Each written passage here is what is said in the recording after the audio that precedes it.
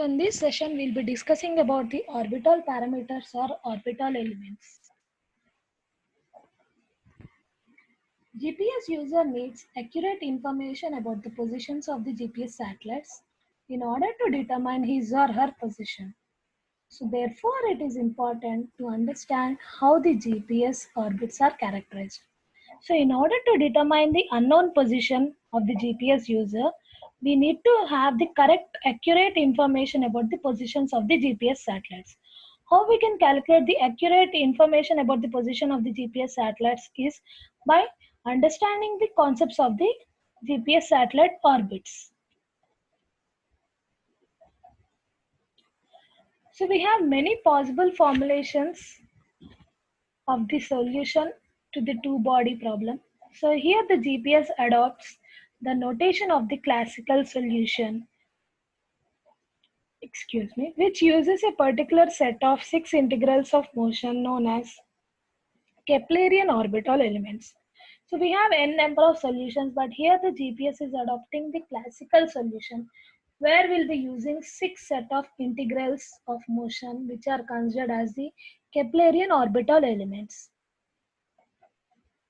Keplerian or oscillating orbital elements are the natural set of variables to describe the motion of a celestial body in 3D space.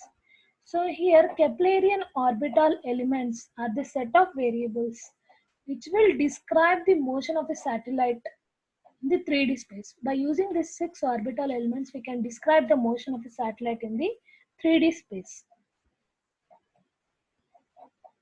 Next, while in the two-body problem, the full set of Cartesian coordinates changes with respect to time. The corresponding 6 Keplerian orbital elements are all constant except for the mean anomaly capital M.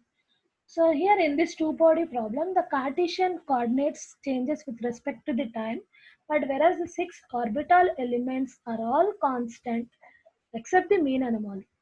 So here the Cartesian coordinates will be changing, but the orbital elements will not change with respect to the time. They are constant. These orbital elements are constants. So what are the 6 orbital elements which describe the motion of a body are semi-major axis of the ellipse called small a. Next, eccentricity of the ellipse denoted as small e. Inclination of the ellipse small I. Longitude of the ascending node or simply node omega. Augment of perigee or periapsis W, mean anomaly capital M. So these are the 6 orbital parameters which are used for describing the motion of the body in 3D space.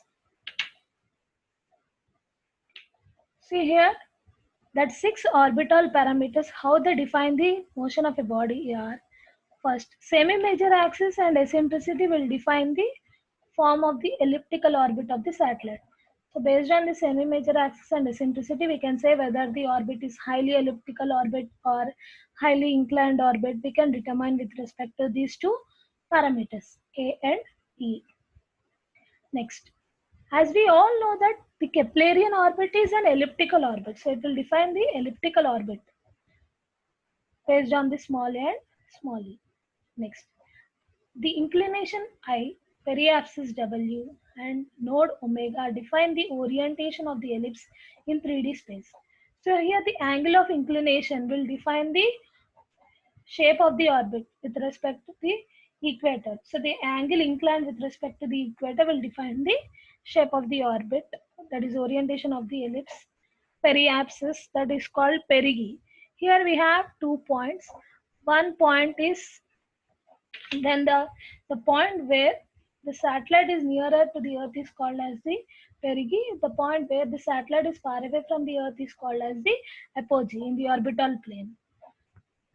Next, node omega indicates ascending node, or we have ascending node as well as the descending node. Here omega indicates ascending node. So what is this ascending node is when the satellite is moving from south to north, then it is called as the ascending node. When the satellite is moving from north to south, it is called as the descending node. So here we consider angle of inclination small I, periapsis, that is perigee point W, and node, ascending node omega, which will define the orientation of the ellipse. Next, the last parameter, that is the mean anomaly capital M, will be defining the position of the planet in its orbit. Will define the position of the planet in its orbit. So these are the 6 orbital elements, how they are describing the motion of a body in its orbit. Next, the 3 Keplerian orbital elements, the 3 Keplerian orbital elements defining the shape of the satellite's orbit. This figure shows the Keplerian orbital elements which are defining the shape of the satellite orbits. So here we have small a, which indicates the semi-major axis, that is the horizontal axis, and we have semi-minor axis, which is the vertical axis. So here we are considering the small a, which is the semi-major axis.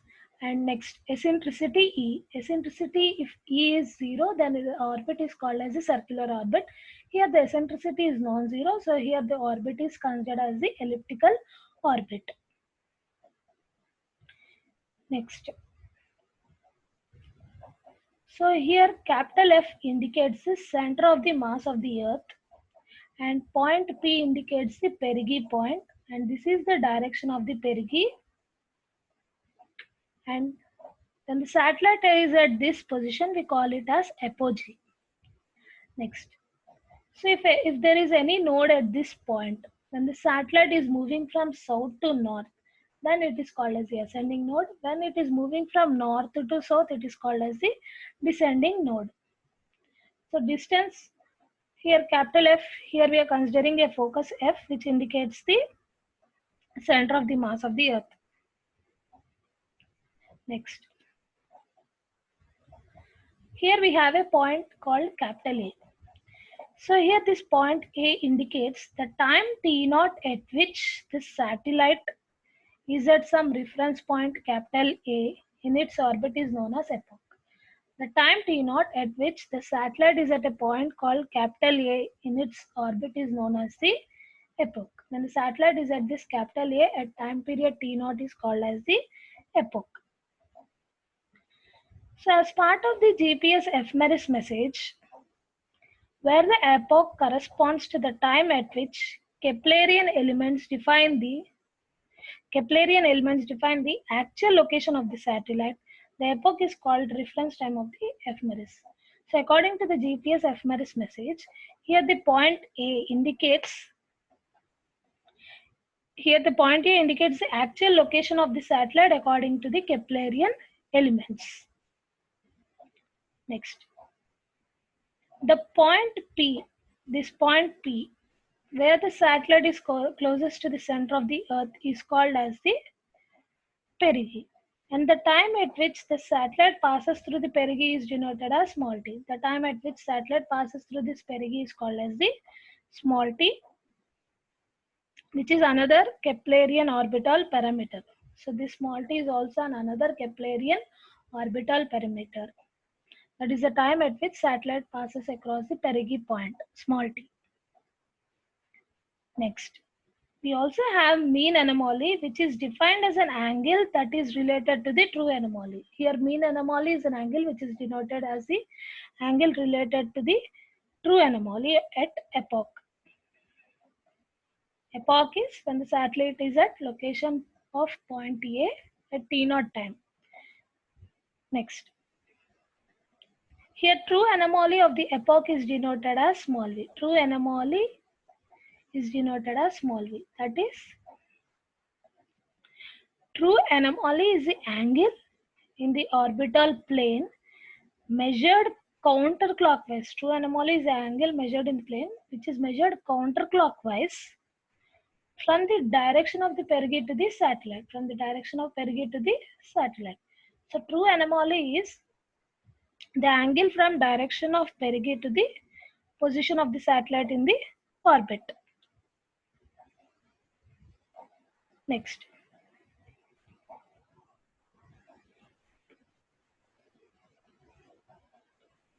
Geometrically, the eccentric anomaly is constructed from the true anomaly First, by circumscribing a circle around the elliptical orbit. Now we have another parameter called eccentric anomaly. How it is constructed is by circumscribing a circle. So this shows, the figure shows the relation between eccentric anomaly and true anomaly. So what we are doing here is a perpendicular is dropped from the point A to the semi-major axis. We are drawing a perpendicular from the point A to the semi-major axis of the orbit, and we are extending this perpendicular line upward until it intersects at point B in the circumscribed circle. We are drawing a perpendicular from point A, that is the location of the satellite according to the Keplerian orbital elements. Next, for eccentric anomaly, we are considering a circumscribed circle. So we are drawing the perpendicular from this point A to the semi-major axis, and we are extending it to point B also. Now, how we are defining this eccentric anomaly is angle measured at the center of the circle. So here O indicates the center of the circle. Here we are considering O as the center of the circle. So the angle from center of the circle counterclockwise from the direction of perigee to the line segment OB. Excuse me. This shows the direction of the perigee, that is towards the left side. So how we are considering the eccentric anomaly is counterclockwise angle from the direction of perigee to the point OB. So here capital E indicates eccentric anomaly and small v indicates true anomaly. And here R is the radius. F is the center of the earth. T is the perigee. Next. So how we are defining eccentric anomaly is angle POB. Angle POB. So in other words, we are defining the eccentric anomaly capital E as angle POB. Next. So the relation between eccentric anomaly and true anomaly is given as E equal to 2 tan inverse of root 1 minus E plus 1 minus E by 1 plus E tan 1 by 2 V. So here V indicates true anomaly, E indicates eccentricity. So how the relation between eccentric anomaly and true anomaly is given as 2 tan inverse of root 1 minus E by 1 plus E tan 1 by 2 V. Next. After determining the eccentric anomaly from the true anomaly, now we can compute the mean anomaly by using the Keplerian equation capital M equal to E minus small e sin E. So by calculating how we are calculating the eccentric anomaly from the true anomaly. After computing the eccentric anomaly, we can compute the mean anomaly by using this Keplerian equation, which is capital E minus small e sin E. Capital E indicates eccentric anomaly, small e indicates eccentricity. Next. As stated previously, the importance of transforming from the true to the mean anomaly is that time varies linearly with the mean anomaly. So here mean anomaly varies with respect to the time, whereas true anomaly is constant. So the importance of transforming from the true to the mean anomaly is that the time varies linearly with the mean anomaly. Next, the linear relationship is expressed as capital M minus M naught equal to root mu by A cube T minus T naught. As we have already considered earlier, T is the time at which satellite crosses the perigee. T naught is the time at which Keplerian orbitals determine the location of the satellite in the orbit. So here M naught is the mean anomaly at epoch T naught and capital M is the mean anomaly at time T. So here capital M equal to capital E equal to N equal to 0, the time of the perigee passage. So here the mean anomaly will be changing with respect to the time period, that is from T to T naught. Here T is considered as the perigee time. It is also one of the orbital parameter, and T naught is the time at which satellite reaches the point A. That point A is called as the epoch. That is, we are defining that point A as the location of the satellite with respect to the orbital elements. So that mean anomaly is given as m naught, that is at epoch t naught, and capital M is the anomaly at time t. So when m equal to capital E equal to n equal to 0 at the time of perigee passage. So initially mean anomaly will be 0 at the time of the perigee passage, that is at t. So at time t, eccentric anomaly and mean anomaly are 0. Next, we already discussed about this figure. Next, the transformation between the mean anomaly and time of perigee message is given as m naught equal to minus of root mu by a cube tau minus t naught. So here GPS makes use of the mean anomaly at epoch in characterizing its orbit. So we use mean anomaly in determining the orbits at epoch, that is at capital A in the previous figure. So GPS also makes use of a parameter known as mean motion, which is given by the symbol n. So here small n in the above equation indicates mean motion, and it is defined to be the time derivative of the mean anomaly. N is defined as the time derivative of the mean anomaly. Next, since the mean anomaly was constructed to be linear in time, two body orbits mean motion is a constant. So mean motion is constant. So the mean motion is given as n equal to d capital M by dt, that is approximately mu by a cube. So that is m minus m naught equal to n into t minus t naught. That mean motion is a constant value which is expressed as dm by dt, where capital M is mean anomaly, which is given as mu by a cube. That is capital M minus m naught equal to n into t minus t naught. Next, mean motion can also be used to express the orbital period capital P of a satellite in two-body motion. So by using this mean motion small n, we can also express the orbital period capital P of a satellite in two-body motion. Since mean motion is a constant rate of change of mean anomaly, the orbital period is the ratio of the angle subtended by the mean anomaly over one orbital period to the mean motion. So here the mean motion is a constant value which changes at the rate of the mean anomaly. So the orbital period is the ratio of angle subtended by the mean anomaly over one orbital period to the mean motion. So it can be verified that mean anomaly passes through an angle of 2 radians during one orbit. So mean anomaly passes through an orbit at an angle of 2 radians. Next. Therefore, the orbital period is calculated as 2 pi by small n, which is root a cube by 2 pi into root a cube by mu.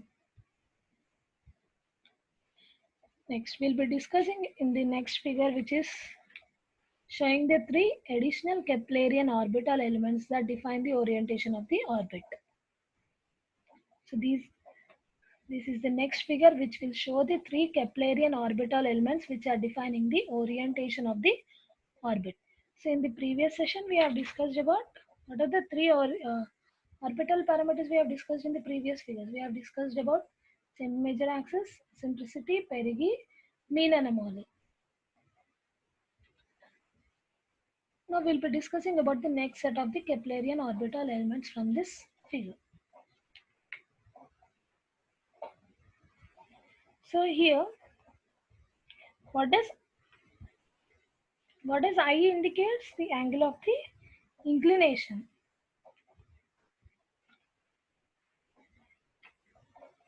So let us see here. What is omega? Omega indicates ascending node.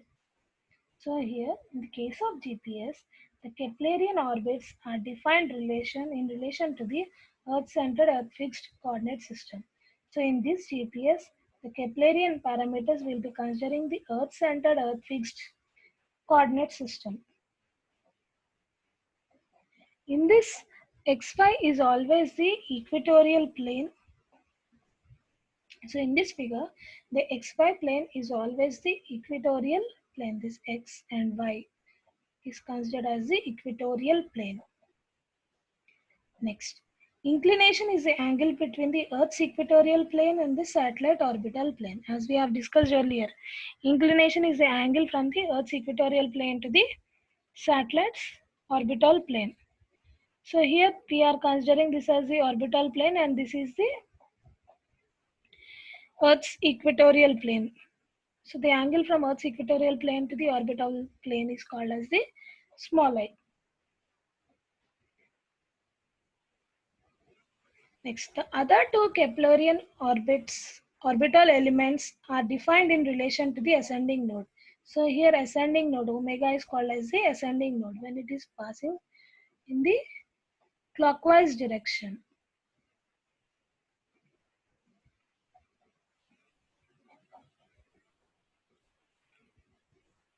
Next, ascending node is the point omega.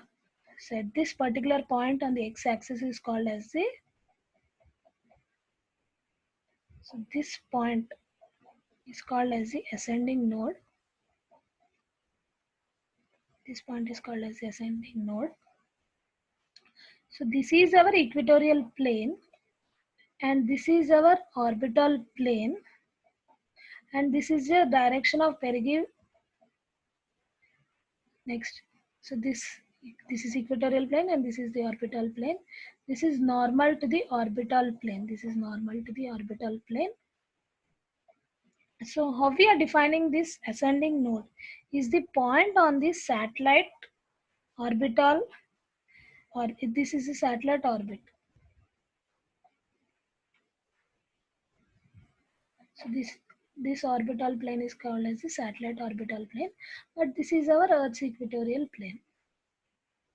So here ascending node is the point in the satellite orbit when it crosses the equatorial plane with the plus z component of velocity. When it passes through the equatorial plane with plus z component of velocity, that is going from the south to the northern hemisphere.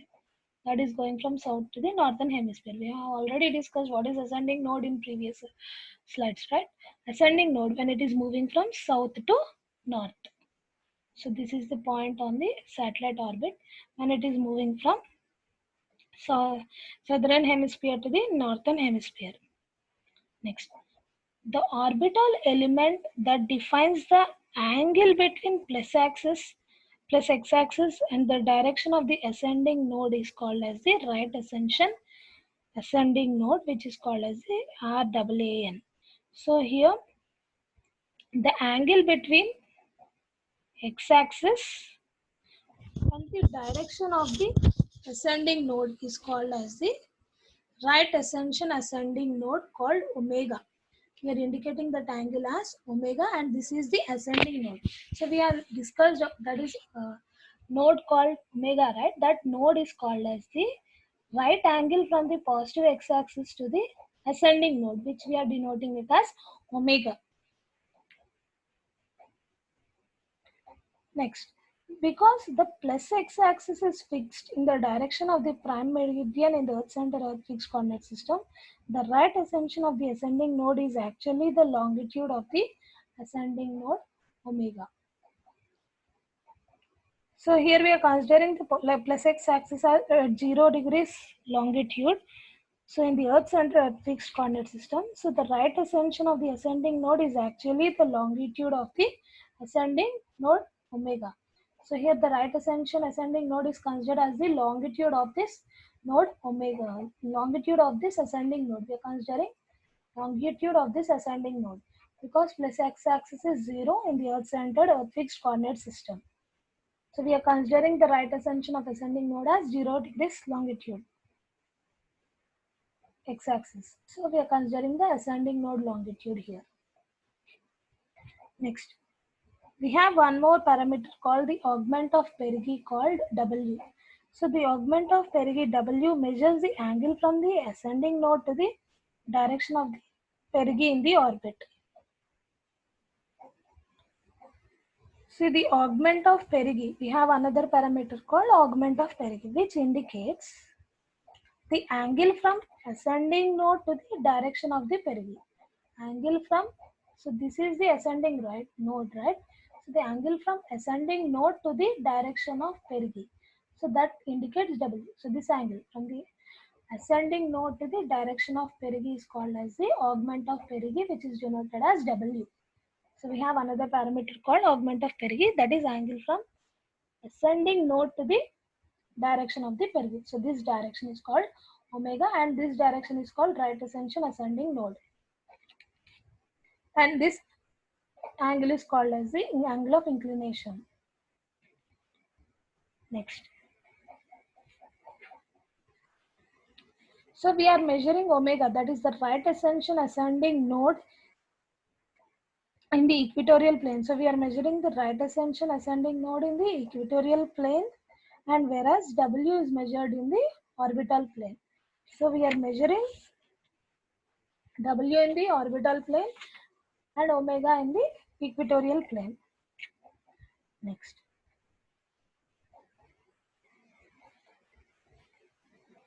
So in the case of GPS satellites, so this we have already discussed about the slides. Next. So in the case of GPS satellites, the orbits are nearly circular.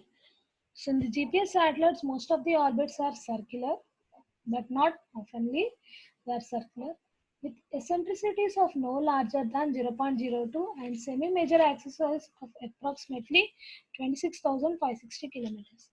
So in the case of the GPS satellites, we are considering the orbits as circular, nearly they are circular with an eccentricity of 0.02 and semi-major axis of 26,560 kilometers. So the orbital period is approximately 43,080 seconds or 11 hours 58 minutes. So the orbital period of the GPS satellites is 11 hours 58 minutes. That is approximately 43,080 seconds. Next, the orbital inclinations are approximately 55 degrees for the GPS constellation. So the angle of inclination is 55 degrees for the GPS constellation. Next, the remaining orbital parameters vary between the satellite so that the constellation provides coverage of the entire Earth. So here for each satellite we have different orbital parameters so that they will be providing the entire Earth's coverage area. Next, the Keplerian orbital elements may be computed for a satellite at a particular instant in time from its true position and velocity vectors. So this, how we are determining this Keplerian orbital elements is from a satellite, can be computed for a satellite at a particular instant of time from its true position and velocity vectors. How we are calculating is from its velocity vectors and true position. So this is about the orbital parameters or orbital elements of the GPS satellite. So we have 6 orbital parameters: the right ascension, ascending node omega, augment of perigee W, semi-major axis small a, inclination I, eccentricity, and mean anomaly capital N. Thank you. This is about the orbital parameters of the satellite. Thank you.